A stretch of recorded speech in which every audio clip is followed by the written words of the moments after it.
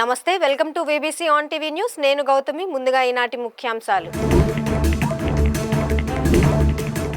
America ఉపాధ్యక్షుడితో ప్రధాని చర్చలు, ద్వైపాక్షిక సహకారంలో పురోగతిపై సమీక్ష.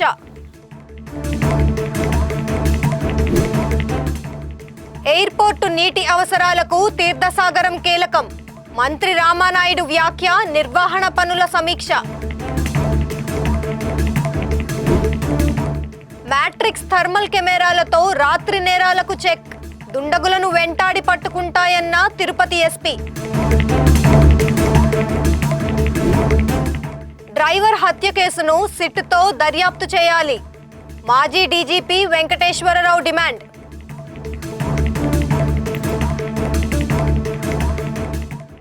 ప్రధానమంత్రి Narendra Modi America vice president JD Vance తో న్యూఢిల్లీలో సమావేశమయ్యి చర్చలు జరిపారు. ఇరువురు నాయకులు ద్వైపాక్షిక సహకారానికి సంబంధించిన వివిధ రంగాలలో పురోగతిని సమీక్షించారు. ఈ చర్చల్లో భారత విదేశీ వ్యవహారాల శాఖ మంత్రి ఎస్ జైశంకర్, అమెరికా దేశ ఉన్నతాధికారులు పాల్గొన్నారు. రెండు దేశాల ప్రజల సంక్షేమంపై దృష్టి సారిస్తూ పరస్పర ప్రయోజనకరమైన భారత్ యుఎస్ఏ ద్వైపాక్షిక వాణిజ్య ఒప్పందాల దిశగా మోదీ, వాన్సులు చర్చలు జరిపారు. ఇంధనం, రక్షణ, వ్యూహాత్మక సాంకేతికతలు, ఇతర రంగాలలో సహకారాన్ని పెంపొందించడానికి కొనసాగుతున్న ప్రయత్నాలను కూడా వారు సమీక్షించారు. పరస్పర ఆసక్తి ఉన్న వివిధ ప్రాంతీయ, ప్రపంచ సమస్యలపై కూడా ఇరువురు నాయకులు తమ అభిప్రాయాలను పంచుకున్నారు.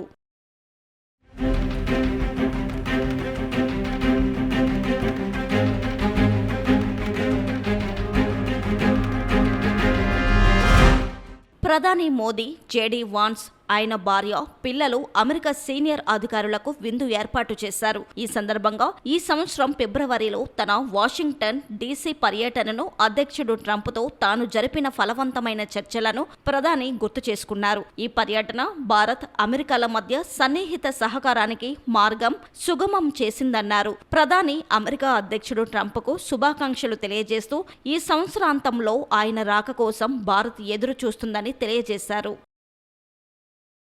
ప్రధానమంత్రి నరేంద్ర మోదీ 2 రోజుల అధికార పర్యటన నిమిత్తం సౌదీ అరేబియాకు బయలుదేరారు. క్రౌన్ ప్రిన్స్ ప్రధానమంత్రి మొహమ్మద్ బిన్ సల్మాన్ల ఆహ్వానం మేరకు ప్రధాని ఈ పర్యటనకు వెళ్లారు. కాగా ఇది ప్రధాని సౌదీకి చేస్తున్న 3వ పర్యటన. వాణిజ్యం, ఇంధనం, రక్షణ, ప్రజల మధ్య సంబంధాలను బలోపేతం చేయడమే ఈ పర్యటన ముఖ్య ఉద్దేశం.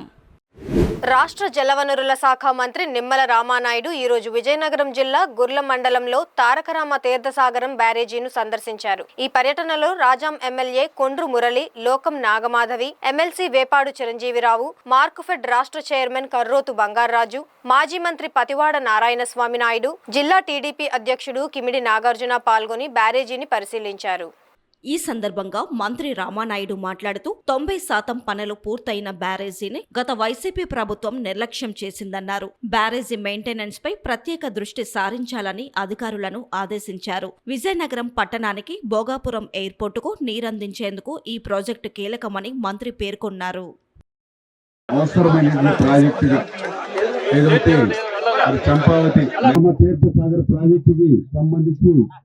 మరి ఇంకా డైవర్షన్ కెనాల్ ఏదైతే ఉందో అది 60% వరకు పూర్తయింది. ఇంకా రిమైనింగ్ బ్యాలెన్స్ 40% మన డైవర్షన్ కెనాల్ పూర్తి చేయాలి.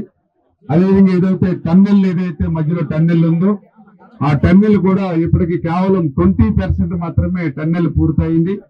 అది కూడా 100% మనం ఇంకా మిగిలిన బ్యాలెన్స్ 80% టన్నెల్ పూర్తి చేయవలసిన పరిస్థితి ఉంది. అదేవిధంగా ఏదైతే రిజర్వాయర్ తారకరామ తీర్థసాగర్ ప్రాజెక్టుకు సంబంధించి మెయిన్ రిజర్వాయర్ ఏదైతే ఉందో ఆ రిజర్వాయర్ కూడా కెపాసిటీ చూస్తే 2.7 టీఎంసీ 2.7 టీఎంసీల కెపాసిటీ ఏదైతే రిజర్వాయర్ ఉందో మరి ఈ రిజర్వాయర్ కు సంబంధించి ఎర్త్ బండ్ కూడా నేను ఇప్పుడు అధికారులను అడిగితే ఎర్త్ బండ్ కూడా కేవలం 60% మాత్రమే పూర్తయింది. ఇంకా 40% వరకు కూడా ఎర్త్ బండ్ వరకు కూడా ఈ రిజర్వాయర్ కి ఉందని చెప్పడం జరిగింది. ఈ మిగిలినటువంటి బ్యాలెన్స్ పనులు చేయడానికి ప్రధానంగా రిజర్వాయర్ లో ఏదైతే R&R ఏదైతే ఉందో మరి వాళ్ళకి దగ్గర ఇంకా 175 కోట్ల రూపాయలు R&R మరి వాళ్ళకి అందజేసినట్లయితే ఏదైతే ఈ యొక్క ఎర్త్ బండ్ వరకు కూడా పూర్తవుతుందని ఏదైతే అధికారులు కూడా ఈ రోజు మరి చెప్పడం జరిగింది. ఖచ్చితంగా ఈ యొక్క ప్రాజెక్టు యొక్క లక్ష్యం ఏదైతే ప్రధానంగా విజయనగరం పట్టణానికి, అదేవిధంగా రేపు రాబోయేటువంటి రోజుల్లో వచ్చేటువంటి భోగాపురం ఎయిర్పోర్ట్ కి, ఈ రెండింటికి కూడా అత్యంత అవసరమైనటువంటి మరి త్రాగునీరు, పారిశ్రామిక అవసరాలు తీర్చేటువంటి నీరంతా కూడా ఈ తారక రామ తీర్థ సాగర్ ప్రాజెక్టు నుంచి వస్తుంది. కాబట్టి ఖచ్చితంగా దానికి ఆ రకంగా ప్రయారిటీ. అదేవిధంగా దగ్గర మరి 20,000 ఎకరాలు పైబడి మరి సాగునీరు అందించేటువంటి అవకాశం కూడా ఈ యొక్క ప్రాజెక్టుకి ఉంటుంది. అంచేత వీటన్నిటిని కూడా దృష్టిలో పెట్టుకుని గౌరవ శాసనసభ్యులు, అదేవిధంగా గౌరవ ప్రజాప్రతినిధులు అందరూ కూడా ఏదైతే ఈ యొక్క ప్రాజెక్టు అవసరాన్ని ఏదైతే తెలియజెప్పారో, మరి చంద్రబాబు నాయుడు గారు కూడా దీని మీద కూడా ఒక ప్రాధాన్యత. ఎందుకంటే చంద్రబాబు నాయుడు గారు కూడా ఒకటే చెప్పారు, ఏదైతే ఉత్తరాంధ్ర జిల్లాలు ఏవైతే శ్రీకాకుళం, విజయనగరం, విశాఖపట్నం ఏదైతే ఉన్నాయో ఇవి మనకి అత్యంత అవసరమైనటువంటి జిల్లాలు. ఖచ్చితంగా ఆ జిల్లాలకి ఎప్పుడు మనం రుణం తీర్చుకునేలాగా పనిచేయాలి. ఒక 2 రోజులు అవసరమైతే ఆ ఉత్తరాంధ్రలో ఉండి అక్కడ ప్రాజెక్టుల యొక్క స్థితిగతులు, పనితీరు అన్ని కూడా ఒక రిపోర్ట్ తయారు చేసి ఇస్తే మనం ప్రయారిటీలో ఉత్తరాంధ్రకి మనం ప్రయారిటీ ఇచ్చి ఆ బ్యాలెన్స్ పనులన్నీ కూడా మనం పూర్తి చేయాలనేటువంటి సంకల్పం చంద్రబాబు నాయుడు గారు ఇచ్చినటువంటి ఆదేశాల ప్రకారమే ఈ రోజు నేను కూడా ఈ ఉత్తరాంధ్ర రావడం జరిగిందనే విషయాన్ని ఈ సందర్భంగా మరి తెలియజేసుకుంటూ, ఖచ్చితంగా రేపు రాబోయేటువంటి రోజుల్లో కూడా ఈ యొక్క ప్రాజెక్టుకి సంబంధించి ఏవైతే బ్యాలెన్స్ వర్క్లు ఉన్నాయో అన్ని కూడా ఎస్టిమేషన్ చేయమన్నాం. దగ్గర ఇంకా 807 కోట్ల రూపాయల వరకు ఈ యొక్క తారక రామ తీర్థ సాగర్ ప్రాజెక్టు పూర్తి చేయడానికి అవసరం అవుతుందని చెప్పడం జరిగింది. అది ఈ సంవత్సరానికి, ఇంకా మళ్ళీ 2-3 సంవత్సరాలు లేట్ అవుతే మళ్ళీ ఇంకా పెరిగిపోతుంది. ఎందుకంటే అట్లానే గత 15-20 సంవత్సరాల నుంచి అట్లా అంచనాలు పెరుగుతూ వస్తూ ఉన్నాయి. అంచేత సాధ్యమైనంత వరకు, అంటే ఫైనాన్షియల్ గా చాలా ఇబ్బందులు ఉన్నాయి ఈ రాష్ట్రానికి, మొత్తం ఆర్థికంగా మొత్తం విధ్వంసం చేసినటువంటి పరిస్థితి గత పరిపాలన. అందులో మా ఇరిగేషన్ శాఖే ఎక్కువ విధ్వంసానికి గురైనటువంటి పరిస్థితి. మరి ఇటువంటి స్థితిలో ఉత్తరాంధ్ర దృష్టిలో పెట్టుకుని ఉత్తరాంధ్ర ప్రజలు ఎప్పుడు ఆ రోజు తెలుగుదేశం పార్టీకి కానీ ఈ రోజు ఎన్డీఏ ప్రభుత్వానికి కానీ ఎప్పుడు కూడా మద్దతుగా నిలుస్తున్నారు. అటువంటి ప్రజలకి రుణం తీర్చగలనేటువంటి అవకాశం ఈ చంద్రబాబు నాయుడు గారి సంకల్పం ఉంది. కాబట్టి తిరుపతి జిల్లాలో ఏపీలోనే మొట్టమొదటిసారిగా అర్ధరాత్రి అధునాతన మ్యాట్రిక్ 4 థర్మల్ డ్రోన్ కెమెరాలను ప్రవేశపెట్టారు. వీటి ద్వారా అల్లరి మూకలు, అసాంఘిక కార్యక్రమాలకు పాల్పడే వారిపై మరింత పటిష్టమైన నిఘా పెట్టవచ్చు. గంజాయి గ్యాంగ్ స్థావరాలపై అధునాతన డ్రోన్స్ కెమెరాలతో నిఘా ఏర్పాటు చేయగా డ్రోన్ నిఘా కెమెరా చూసి నిందితులు పరుగులు పెట్టారని జిల్లా ఎస్పీ హర్షవర్ధన్ రాజు తెలిపారు. దీంతో తిరుపతి జిల్లా పోలీసులు గంజాయి గ్యాంగ్ ను సులువుగా పట్టుకున్నారన్నారు. తిరుమల పవిత్రతకు ఎవరు ఆటంకం కలిగించినా, అసాంఘిక కార్యక్రమాలకు పాల్పడినా అర్ధరాత్రి అధునాతన డ్రోన్ కెమెరాలతో పోలీసులు పహారా కాస్తున్నారని వివరించారు. అర్ధరాత్రి సమయంలో కూడా నిఘా కెమెరాలు డేగ కళ్లతో దుండగులను వేటాడి మరీ పట్టుకుంటాయని అల్లరి మూకలను ఎస్సీ హర్షవర్ధన్ రాజు హెచ్చరించారు. వైసీపీ ఎమ్మెల్సీ అనంతబాబు దగ్గర డ్రైవర్ గా పనిచేసిన దళిత యువకుడు వీధి సుబ్రహ్మణ్యం హత్య కేసును సిట్ తో తిరిగి సమగ్ర విచారణ జరిపించాలని విశ్రాంత డీజీపీ ఏబీ వెంకటేశ్వరరావు ప్రభుత్వాన్ని డిమాండ్ చేశారు. ఈ ఉదయం ఆయన పెదపూడి మండలం జీ మామిడాడ గ్రామంలో ఉన్న సుబ్రహ్మణ్యం కుటుంబ సభ్యులను కలిసి వివరాలు సేకరించారు. అనంతరం వారితో కలిసి కాకినాడ జిల్లా కలెక్టర్ ను కలిసి బాధిత కుటుంబానికి అందవలసిన ఆర్థిక సహాయం గురించి చర్చించారు. అలాగే జిల్లా ఎస్పీని కలిసి కేసు పురోగతిపై వివరాలను అడిగి తెలుసుకున్నారు. ఈ సందర్భంగా వెంకటేశ్వరరావు మీడియాతో మాట్లాడుతూ హత్య జరిగినప్పటి SP, in charge DSP, regular DSP, 2 town Sarpavaram station house ఆఫీసర్లు సక్రమంగా కేసు విచారణను చేపట్టలేదని అన్నారు. అప్పటి ఛార్జ్ షీట్ చూస్తే ఆ విషయం తేటతెల్లమైందన్నారు. ఈ కేసును సిట్కు అప్పగించి మొదటి నుంచి దర్యాప్తు చేసి దోషులను గుర్తించి అరెస్టు చేయాలని డిమాండ్ చేశారు. అలాగే నిర్లక్ష్యంగా వ్యవహరించిన పోలీసులపై చర్యలు తీసుకోవాలన్నారు. ఆయన వెంట రిపబ్లికన్ పార్టీ ఆఫ్ ఇండియా రాష్ట్ర అధ్యక్షులు పిట్టా వరప్రసాద్, సుబ్రహ్మణ్యం తల్లిదండ్రులు వీధి సత్యనారాయణ, వీధి నూకరత్నం, తమ్ముడు వీధి నవీన్ కుమార్, ఆర్పీఐ పార్టీ జిల్లా వర్కింగ్ ప్రెసిడెంట్ పిల్లా శ్రీనివాసరావు, చైతన్య ఆర్గనైజేషన్ అధ్యక్షులు కడల సత్యమూర్తి, కడల కిషోర్, కోడికత్తి సీను తదితరులు పాల్గొన్నారు. పంచనామా కూడా ఎస్పీ గారికి తెలీదా? మభ్య పెట్టడం, కైసుని మసిబూసి మారేడుగాయ చేయడం ఒక్కటే ఇందులో ఇంటెన్షన్ లాగా కనిపిస్తారు. చచ్చిపోయిన మనిషిని కర్రబెట్టి కొట్టారు అని అంటే ఒంటి మీద 33 దెబ్బలు, ఇంటర్నల్ గా 3 దెబ్బలు పోస్ట్ మార్టంలో తేలితే అవన్నీ కూడా యాంటీమార్టం ఇంజరీసే, అంటే చనిపోక ముందు తగిలిన దెబ్బలే, చచ్చిపోయిన తర్వాత జరిగిన దెబ్బలు కాదు అని చెప్పి పోస్ట్ మార్టం రిపోర్ట్ వచ్చింది.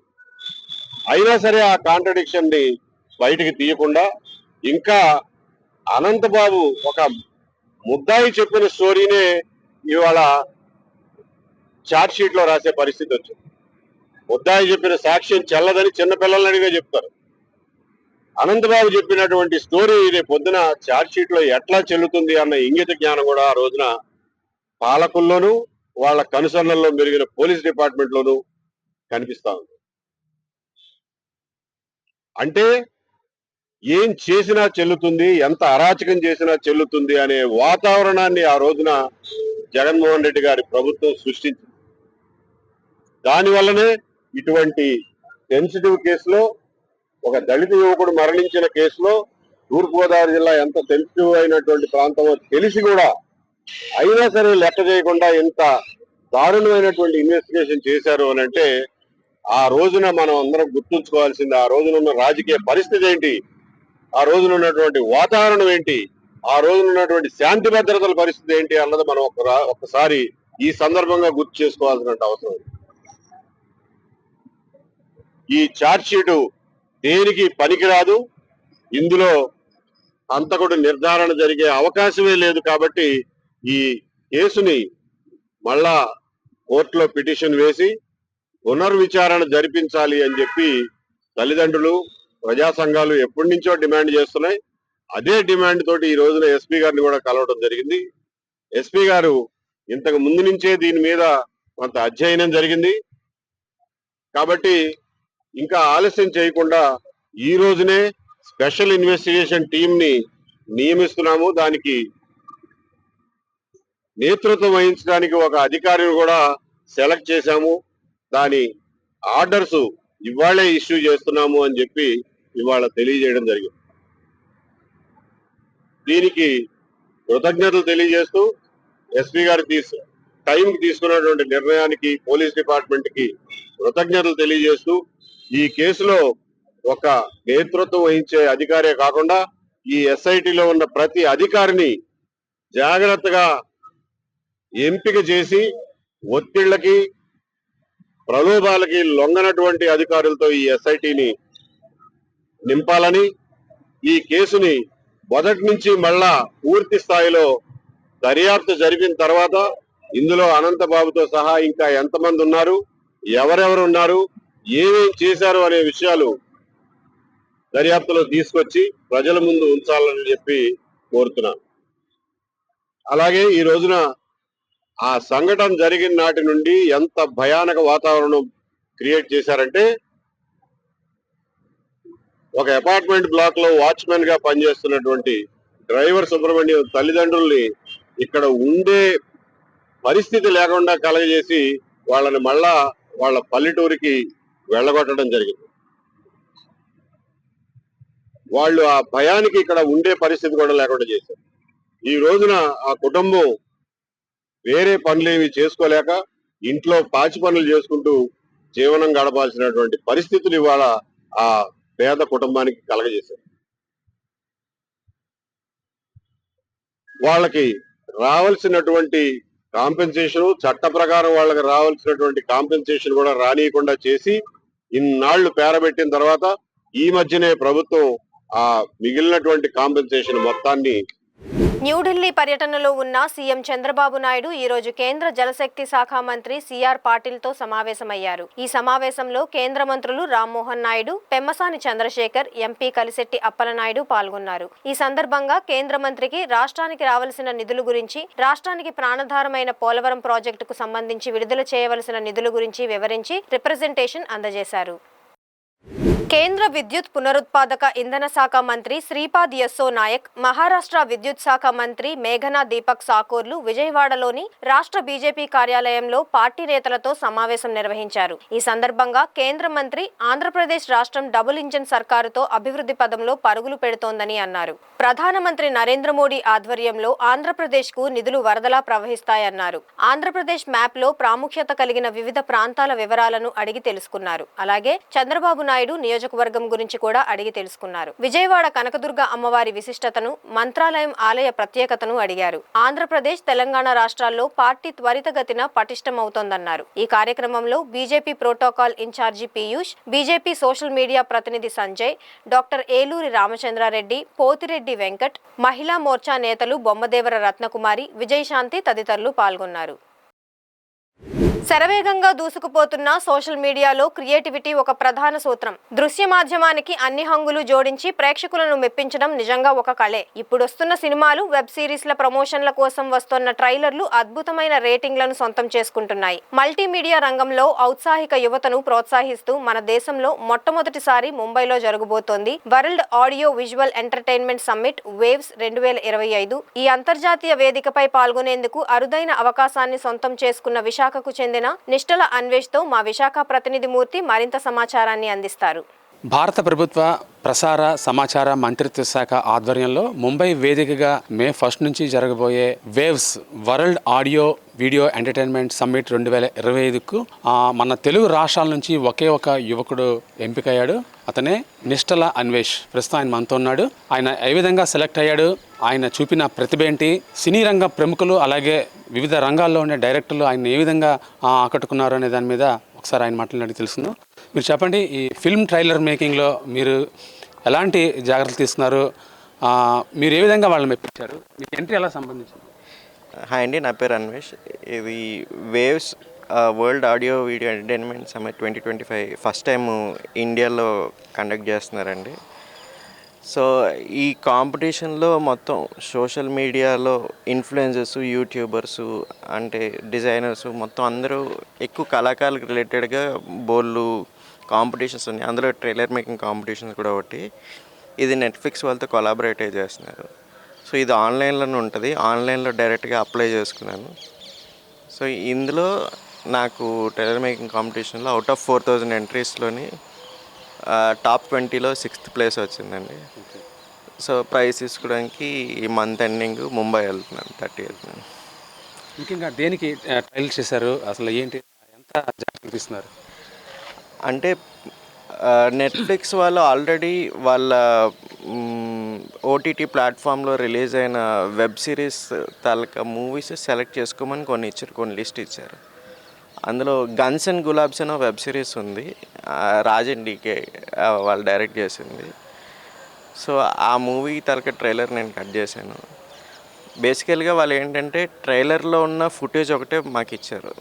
మేము అంటే మ్యూజిక్ దగ్గర నుంచి, బ్యాక్గ్రౌండ్ వాయిస్ ఓవర్ దగ్గర నుంచి, అండ్ నెక్స్ట్ ఎడిట్ కూడా వాళ్ళ అంటే కాపీరైట్ ఫ్రీ మ్యూజిక్ అయి వాడాలి. వాళ్ళ మూవీలో ఉండే షార్ట్స్ ఏవి వాడకూడదు. కొత్తగా ఆల్రెడీ ఉన్న ట్రైలర్కే కొత్తగా డిఫరెంట్గా ట్రైలర్ చేయాలన్నమాట.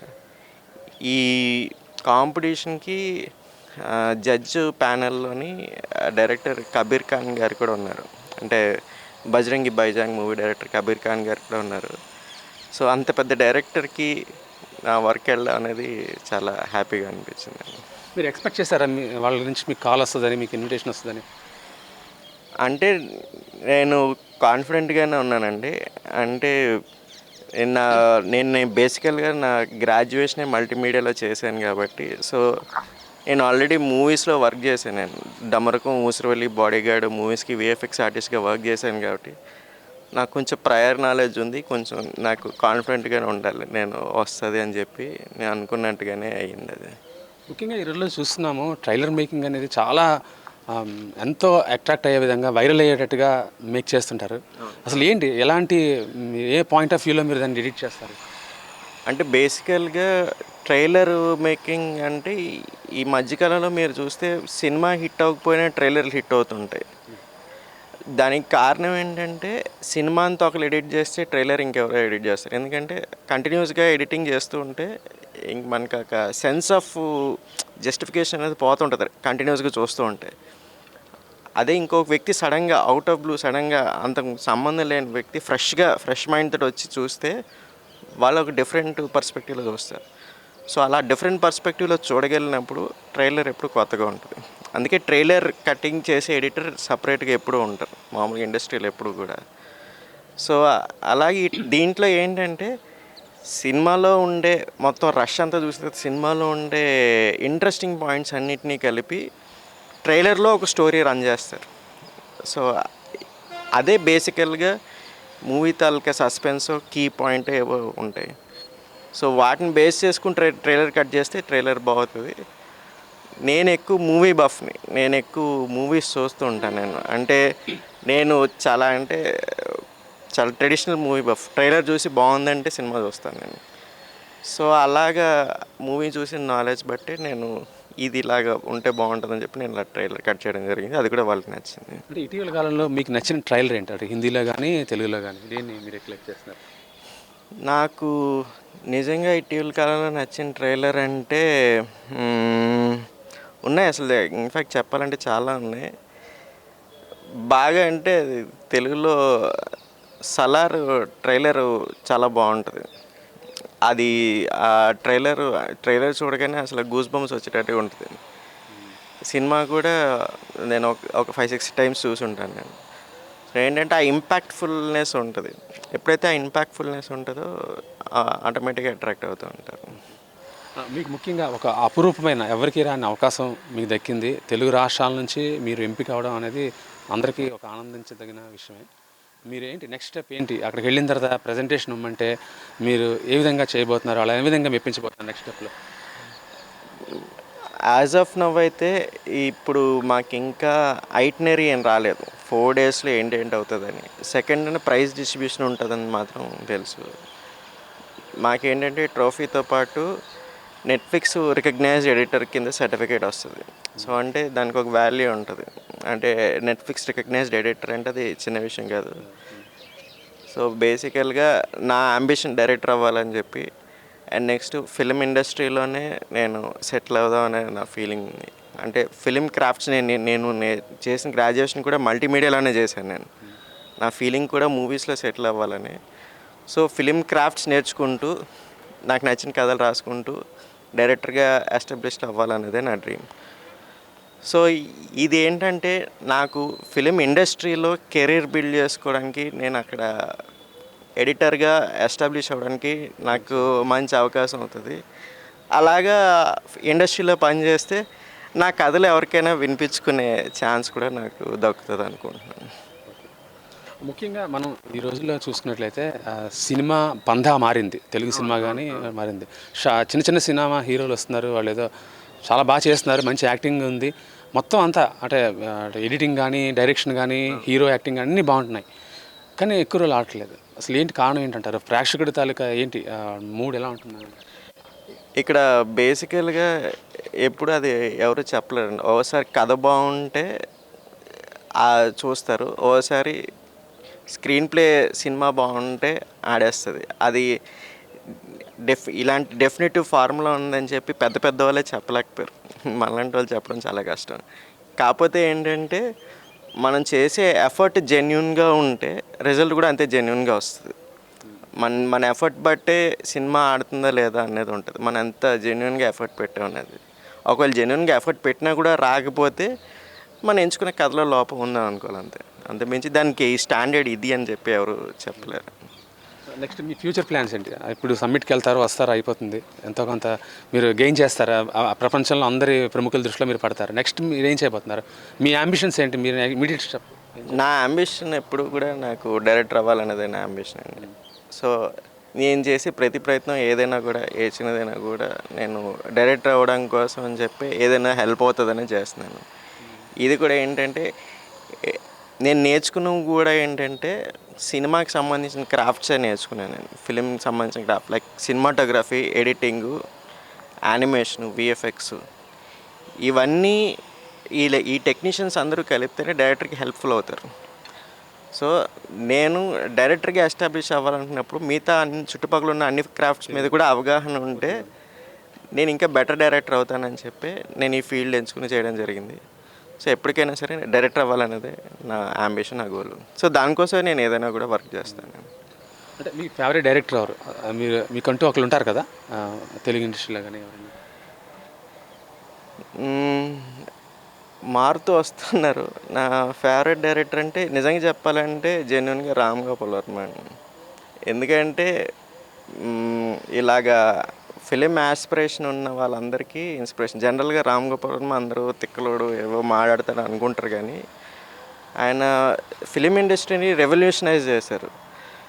ఒకప్పుడు ఓన్లీ రీల్ కెమెరాసే ఉండేవి. ఆయన రక్త చరిత్రతోటి డిజిటల్ కెమెరా అనేది తీసుకొచ్చారు. Red camera is the first, రక్త చరిత్ర is the first red camera movie. దానివల్ల ఏంటంటే రీల్స్తో కాకుండా డిజిటల్గా ఉండే సినీ కెమెరాస్తో కూడా వాడచ్చు అనేది ఫస్ట్ ఆయన ఇంట్రడ్యూస్ చేశారు. అండ్ అక్కడితో అయిపోకుండా ఇంకొంచెం అడుగు ముందుకు వెళ్ళి దొంగల ముఠ అనే సినిమాతోటి 5Dతో తీశారు కెమెరా. అది సినిమా ఇండస్ట్రీలో ఎంత రెవల్యూషన్ అంటే, అంతకుముందు ఎవరికైనా ఇండస్ట్రీలోకి వెళ్ళాలంటే ఏదైనా పరిచయాలు ఉండాలి, కాంటాక్ట్స్ ఉండాలి, అక్కడ కొంతకాలం అసిస్టెంట్గా పని చేయాలి, వాళ్ళ దగ్గరే పని ఉంటుంది, బయట ఇంకెవరికీ తెలియదు. అలాంటి సిచ్యువేషన్ నుంచి మొత్తం అందరికీ ఎవరెక్కడ మీరు కూడా మీ ఊరిలో సినిమా తీసుకుని మీకు తెలిసిన థియేటర్లో రిలీజ్ చేసుకోవచ్చు, అంతా జనరలైజ్ చేశారు. దానివల్లే చాలామంది ఎక్కడెక్కడి నుంచో ఇప్పుడు చూస్తున్న మల్టీ స్కోప్ మల్టీ టాలెంటెడ్ ఎవరైతే ఉన్నారో ఆయన రెవల్యూషనైజ్ చేయడం బట్టి వచ్చింది. లేకపోతే ఇంతమంది వచ్చి ఉండేవారు కాదు. సో ఆ రకంగా ఆయన వ్యూస్ ఎలా ఉన్నా ఎలా మారినాయి ఏంటంటే ఇలా హెల్ప్ చేశారు కాబట్టి ఆయన మంచి డైరెక్టర్ అని నాకు ఫీలింగ్, నాకు ఇష్టం కూడా. మీకు వ్యక్తిగతంగా మిమ్మల్ని ఎంకరేజ్ చేసేవాళ్ళు నాన్నగారు కానీ వాళ్ళు ఏంటి, వాళ్ళ గురించి చెప్పండి. నాకు నిజంగానే మొదటి నుంచి అసలు ఫస్ట్ ఆఫ్ ఆల్ చెప్పాలంటే నేను స్కూల్లో వాటిలో కూడా చాలా యావరేజ్ స్టూడెంట్నే, 80% స్టూడెంట్నే. అందరూ ఇంజనీరింగ్ బీటెక్ ఏం చేస్తానా సరే నన్ను ఈ మామూలు నాకు బొమ్మలు గీయడం ఒకటి సరదా ఉండేది, ఇంజనీరింగ్ చేయడం అంటే ఇష్టం ఉండేది కాదు. నాకు నిజంగానే సపోర్ట్ చేసేది మా డాడీ ఒక్కలే, నన్ను నమ్మింది కూడా మా డాడీ ఒక్కలే. ఎప్పటికీ కూడా నేను 100% సెటిల్ కాకపోయినా కూడా నాకు ఎప్పటికీ సపోర్ట్ చేసేది మా డాడీ ఒక్కలే. సో దాన్ని నేను ఎప్పుడు దానికి నేను రుణం తీర్చుకోలేను నిజంగానే. అంటే ఈ రోజుల్లో పిల్లలతో అభిప్రాయాలతో నిమిత్తం లేకుండా రుద్దుతారు ఆ ఇంజనీరింగ్ డాక్టర్ చేయమని, అలాంటిది ఏం లేదా నాన్నగారు? అలా ఎప్పుడు లేదండి. అంటే ఇది ఇలా ఒకసారి ఇలా చెయ్యాలి, ఇది నేను చేద్దాం అనుకుంటున్నానంటే నాకు బాగా గుర్తాను. ఇంటర్లో నేను యాక్చువల్లీ ఐఐటి కోచింగ్లో జాయిన్ అయ్యాను. నాకు ఐఐటి నేను కొట్టే ఛాన్సే లేదు. నాకు ఏఐట్రిపుల్ ఎంసెట్ ఇవన్నీ ఉన్నా కూడా నేను అప్పుడు నేను మల్టీమీడియా చేయాలనుకుంటున్నాను, నాకు వీటి మీద ఇంట్రెస్ట్ లేదంటే అప్పటికే ఒక 60-70 వేలు ఐఐటి కోచింగ్కి వాటికి కట్టిన తర్వాత కూడా సరే నీకు ఇష్టం లేదు కదా అని చెప్పి నాకు ఏదో నార్మల్గా అప్పుడు నేను చేసింది 2008లో నేను చేశాను. సో ఇప్పుడున్నన్ని కోర్సులు కూడా లేవు, కానీ అప్పటికి వెతికి జేఎన్టీయూలో హైదరాబాద్లో ఉందంటే అప్పుడు వెతికి ఇది ప్రాపర్గా అవుతుంది అని చెప్పి ప్రాపర్గా అప్పుడు మా డాడీ గైడ్ చేశారు. అలా నాకు తెలిసి ఎవరు చేయరు. ఇప్పుడు ఎవరైనా జనరల్గా ఏం చూసుకుంటారు, నెలకి ఎంత వచ్చింది, నీ లైఫ్ సెటిల్ అయిందా లేదా అనే చూసుకుంటారు, కానీ ప్యాషన్ని పర్సూ చేయమని చెప్పి ఎవరో చెప్పరు. ఆ విషయంలో మాత్రం నేను చాలా లక్కీగానే ఫీల్ అవుతాను. ఇది ముఖ్యంగా వేవ్స్, విశాఖపట్నం నుంచి ఒక వేవ్ అయితే వెళ్ళబోతోంది ముంబై తీరానికి. అక్కడ నిష్టల అన్వేష్ అద్భుతమైన ప్రతిభను గుర్తించి ప్రముఖుల నుంచి ప్రశంసలు అందుకుంటాడని తప్పకుండా ఆశిద్దాం మనందరం. వీడియో జర్నలిస్ట్ కృష్ణతో Murthy, VBC on TV, Visakhapatnam.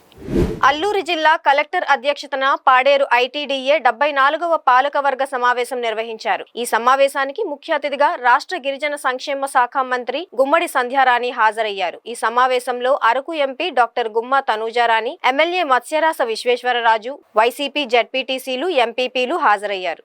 CM Chandrababu Araku ఎన్నికల ప్రచారంలో గిరిజనుల కోసం జీవో నెంబర్ 3ను అమలు చేస్తామని హామీ ఇచ్చారని, జీవో నెంబర్ 3ను పునరుద్ధరించాలని డిమాండ్ చేస్తూ వైసీపీ సభ్యులు పట్టుబట్టారు. మెగా డిఎస్సీలో గిరిజన అభ్యర్థులకు తీవ్రమైన అన్యాయం జరుగుతుందని, వారికి న్యాయం చేయాలని డిమాండ్ చేస్తూ సమావేశాన్ని 1 గంట సేపు ఆటంకపరిచారు. అయితే గత ప్రభుత్వ హయాంలోనే జీవో నెంబర్ 3 పోయిందని, కనీసం రివ్యూ పిటిషన్ కూడా దాఖలు చేయలేదని పేర్కొంటూ మంత్రి సంధ్యారాణి గిరిజనులకు మేలు జరిగే విధంగా రాష్ట్ర ప్రభుత్వం పనిచేస్తుందని హామీ ఇచ్చారు. మంత్రి వ్యాఖ్యల పట్ల వైసీపీ నేతలు అసహనం వ్యక్తం చేశారు. జివో నెంబర్ 3పై నాటి సీఎం జగన్మోహన్ రెడ్డి స్పందించి జివో నెంబర్ 3పై రివ్యూ పిటిషన్ వేయాలని ఆదేశించారని, అయితే వేసిన పిటిషన్ను సుప్రీంకోర్టు కొట్టివేసిందని ఎమ్మెల్సీ డాక్టర్ కుంభ రవిబాబు స్పష్టం చేశారు. వైసీపీ ప్రజాప్రతినిధులు జివో నెంబర్ 3 అమలు, డిఎస్సీలో గిరిజన అభ్యర్థులకు న్యాయం చేయాలని పట్టుబట్టడంతో ఎట్టకేలకు మంత్రి జివో నెంబర్ 3కు ప్రత్యామ్నాయంగా మరో జివో ఏర్పాటుకు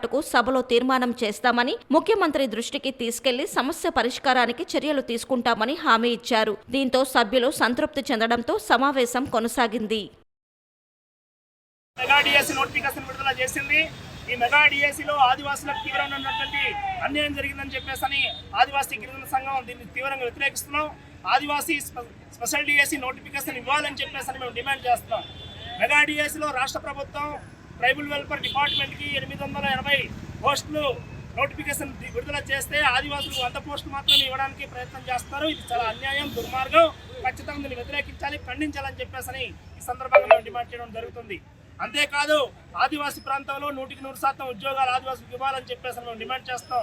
గతంలో చంద్రబాబు నాయుడు గారు ఈ విషయం మీద ప్రకటన చేశారు. దీన్ని కట్టుబడి ఖచ్చితంగా 100% అమలు చేయాలని చెప్పేసి మేము డిమాండ్ చేస్తాం. లేని పక్షంలో భవిష్యత్తు పెద్ద పోరాటానికి ఆదివాసీ ఉద్యమం ముందుకెళ్తుందని చెప్పేసి ప్రభుత్వాన్ని హెచ్చరిస్తుంది. మెగా డిఎస్సీ విడుదల చేసిన సందర్భంగా శాప్ చైర్మన్ రవినాయుడు పలువురు డిఎస్సీ అభ్యర్థులు, టీఎన్ఎస్ఎఫ్ నాయకులతో కలిసి సీఎం చంద్రబాబు నాయుడు, విద్యాశాఖ మంత్రి లోకేష్ లకు కృతజ్ఞతలు తెలియజేశారు. ఈ మేరకు తిరుపతి ఆర్డీఓ ఆఫీసు ఎదుట చంద్రబాబు, లోకేష్ చిత్రపటాలకు డిఎస్సీ అభ్యర్థులతో కలిసి క్షీరాభిషేకం నిర్వహించారు. Thank you CM sir, thank you Lokesh అన్న అంటూ ప్లకార్డులు ప్రదర్శించి అభ్యర్థులు కృతజ్ఞతలు తెలిపారు. డిఎస్సీ అభ్యర్థుల 6 ఏళ్ల కలను రాష్ట్ర ప్రభుత్వం సాకారం చేసిందని రవినాయుడు అన్నారు. గత ప్రభుత్వ హయాంలో ఇదే ప్రాంతంలో అనేక పర్యాయాలు నిరసనలు తెలిపామని, అయినా ఎటువంటి స్పందన లభించలేదని అన్నారు. ఎన్నికల్లో ఇచ్చిన హామీని నెరవేర్చి అభ్యర్థులకు అండగా నిలిచి అన్ని కేటగిరీలకు న్యాయం జరిగేలా సీఎం లోకేష్ డిఎస్సీ రూపొందించారని రవినాయుడు కొనియాడారు.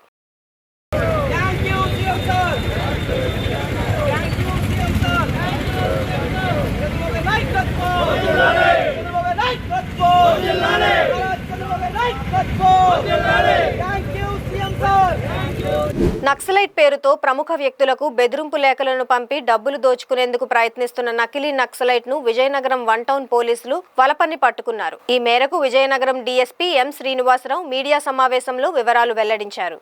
పెందుర్తి మండలం చినముషిడివాడకు చెందిన కుచ్చర్లపాటి వెంకట బంగారాజు ఇటీవల people's war AOB Uttarandhra incharge action committee Sayanna alias Birsa పేరుతో బెదిరింపు లేఖలను 2 ప్రముఖులకు పంపించాడు. ఒకరిని 20 లక్షలు, మరొకరిని 20 లక్షలు డిమాండ్ చేశాడు. బాధితులకు పోలీసులకు ఇచ్చిన ఫిర్యాదు మేరకు దర్యాప్తు చేసి సీసీ ఫుటేజీ ఆధారంగా బెదిరింపు లేఖలు పంపిన వ్యక్తిని గుర్తించారు. విజయనగరంలోని అంబేద్కర్ జంక్షన్ వద్ద వెంకట బంగారాజు 2 వీలర్ పై వస్తుండగా అదుపులోకి తీసుకుని స్టేషన్ కు తరలించి విచారించగా బంగారాజు నేరం చేసినట్లు అంగీకరించాడు. అతని వద్ద నుంచి బైక్, మొబైల్ ఫోన్, విప్లవ సాహిత్యం స్వాధీనం చేసుకున్నట్లు తెలిపారు. ఈ తరహా నేరాలకు ఎవరు పాల్పడినా ఉపేక్షించేది లేదని, అటువంటి వ్యక్తులపై కఠిన చర్యలు తప్పవని డీఎస్పీ ఎం శ్రీనివాసరావు హెచ్చరించారు. సాయంత్రం 9 గంటల సమయంలో విజయనగరం పట్టణంలో ఒక ప్రముఖ వ్యాపారవేత్తకి ఒక లెటరు వచ్చింది. ఆ లెటర్లో నేను incharge commander action team AOB తర్వాత ఉత్తరాంధ్ర రీజియన్ అని చెప్పి అందులో అతను ప్రైమ్ అడ్రస్ ఉంది. అతను ఏమంటాడంటే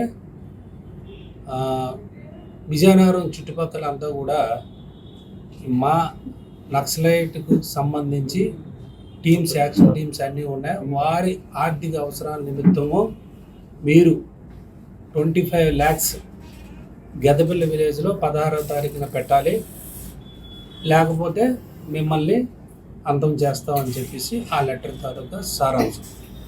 మరి అదే రోజు 15వ తారీఖు కూడా రాత్రి 10 గంటలకి విజయనగరంలోనే ఇంకొక ప్రముఖ వ్యక్తికి ఇంకొక లెటర్ వచ్చింది. ఆ లెటర్లో సారాంశం కూడా ఇదే. మీరు 20 lakhs 16వ తారీఖు మధ్యాహ్నం 3 గంటలకి గెద్దపల్లి విలేజ్లో బస్ స్టాప్లో పెట్టాలి. మీరు ఇంకేమైనా పిచ్చి వేషాలు వేస్తే మీకు మీ అంత చూస్తాం, మీ ప్రాణాన్ని తీస్తామని చెప్పేసి ఆ లేఖలో సారాంశం. అయితే ఆ ఆ ఇచ్చిన రిపోర్ట్ మీద మేము 1 టౌన్ పోలీస్ స్టేషన్లోని 2 టౌన్ పోలీస్ స్టేషన్లోని మేము కేసెస్ రిజిస్టర్ చేసాం 19వ తారీఖున చేసి దర్యాప్తు చేసాం. దర్యాప్తు చేసి ఇవాళ 21 బాలాజీ జంక్షన్ దగ్గర మధ్యాహ్నం 2 గంటలకి కొచ్చర్లపాటి వెంకట బంగారరాజు 50 సంవత్సరాలు, ఇతని సొంత ఊరు అక్కడ చినముసిలివాడ పెందుర్తి విలేజ్. అతన్ని బండి మీద వస్తున్నప్పుడు అతన్ని అరెస్ట్ చేయడం జరిగింది. అతని దగ్గర మనం చెక్ చేస్తే ఈ విప్లవ సాహిత్యం, అల్లూరి సీతారామరాజు తాలూకా ఈ సాహిత్యం అంతా కూడా దొరికింది. అతన్ని ఈ కేసులో ముద్దాయి కింద మేము నిర్ధారణ చేసుకుని అరెస్ట్ చేసి ఇవాళ పోలీస్ స్టేషన్ తీసుకురావడం జరిగింది. రేపు 22వ తారీఖున కోర్టులో ఇతన్ని ప్రవేశపెడతాం.